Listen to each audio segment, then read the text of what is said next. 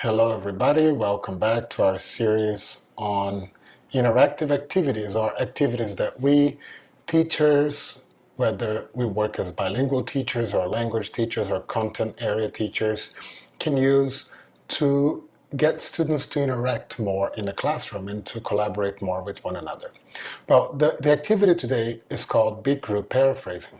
And if you know what paraphrasing is, if you don't, paraphrasing means to restate or to say or rewrite what somebody else said or stated or wrote using different words but keeping the same idea. So this is an activity that involves paraphrasing both as a group but also individually.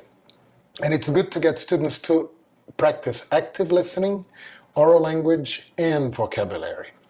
And as I said, it can be done with the whole class and with individual students. It's actually done with both of these formats altogether. And it actually applies to any level, but it's because it's paraphrasing, students, depending on how much language they know, they can paraphrase at lower or higher levels of language use. So it doesn't really matter. But just to follow the recommendation here that we got from the source, the go-to strategies document whose link is below, we kept it at levels 1 and 2. So a brief description. Basically, the teacher asks a question to the whole class, and then after a student responds, the teacher asks another student to paraphrase what that student responded. And then you can repeat the same question with different students or change the questions and get other students to paraphrase after one student responds. So let's see a concrete example. So in a language or in a subject area class, for example, the teacher can ask a question such as, tell me how your day went yesterday.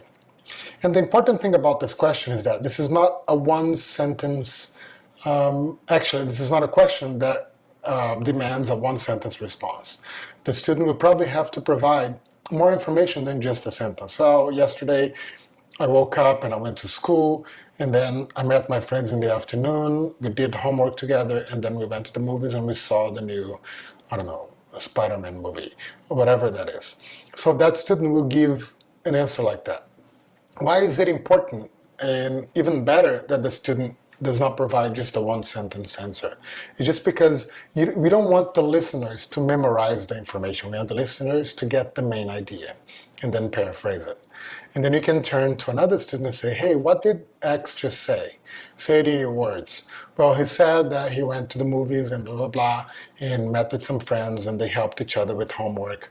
So basically having that second student report everything that the first student said, but keeping the same idea, practicing vocabulary. It's a very good practice for reported speech also, if your focus is language. If not, then just don't worry about it. Just let them paraphrase however they want. And then you can ask the same question to different students, or you can ask different questions to different students. Again, the main goal is to have that reiteration of the same idea, but using different language or different terminologies. In a language class, this helps the teacher know if students are able to paraphrase, if their vocabulary is fine.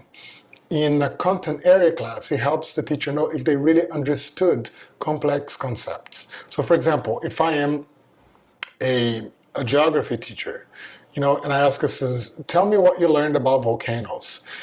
The student being able to say that in her or his own words will give the teacher evidence of how much they have been able to apprehend or comprehend.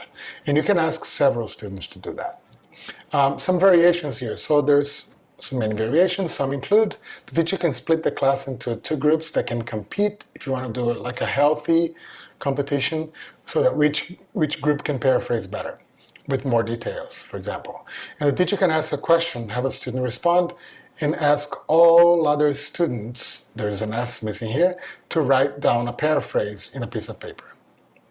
So in this way, you are not just paraphrasing, having one student paraphrase, but you're asking all the students to paraphrase, but writing down.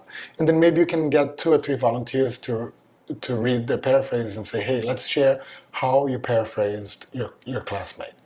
So this is how the activity goes, and I hope you are able to use it in your class.